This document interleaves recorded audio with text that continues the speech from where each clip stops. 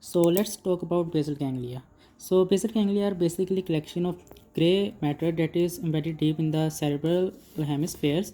So it consists of the caudate nucleus, the lentiform nucleus, and the amygdaloid nucleus. So first of all, let's talk about the caudate nucleus. So here we can see this nucleus is whole. It is called caudate nucleus. It is basically C-shaped. So in this horizontal section here we can see this is its head, and posteriorly we can see here this is the tail of the caudate nucleus. So in this horizontal section only head and tail can be seen, but here this is the lateral view of the brain, and this is the transverse section.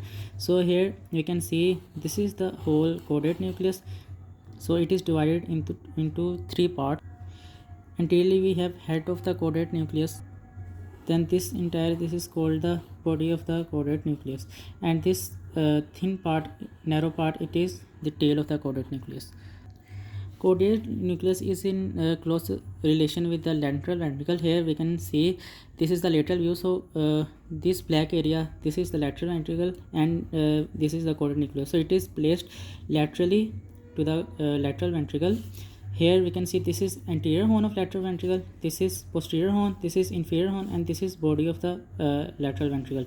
So this caudate nucleus, it is making the lateral wall of the anterior horn, floor of the body of the lateral ventricle, and here it is making roof of the posterior horn of the lateral ventricle.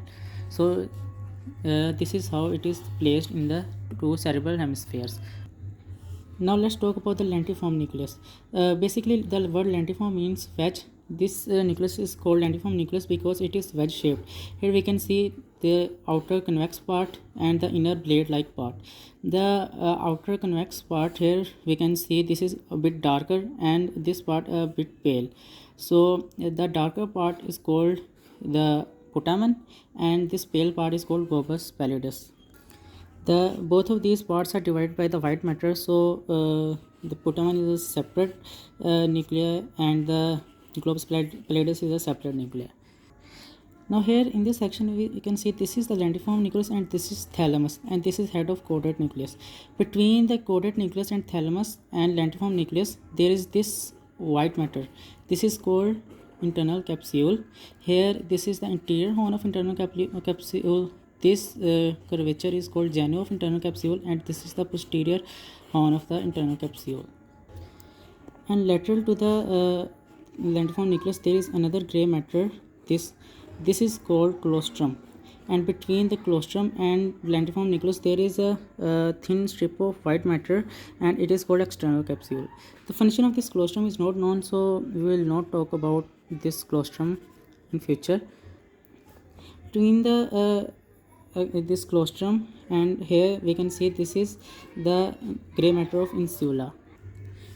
These folds, these are insula, these folds of cortex, and below it is present subcortical white matter. So this external capsule, so this is gray matter of insula, below it is present subcortical white matter, and this is claustrum. So claustrum is basically dividing the external capsule from the subcortical white matter of insula.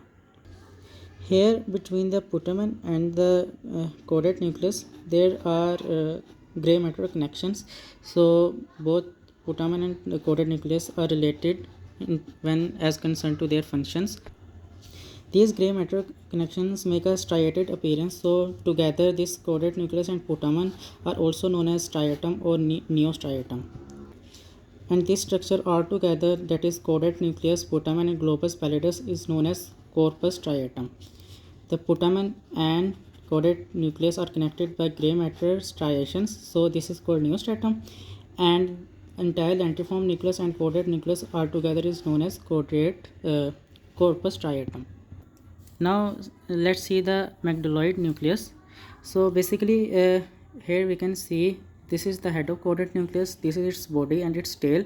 At the tip of the tail of caudate nucleus there is this expanded mass. This is known as amygdaloid nucleus.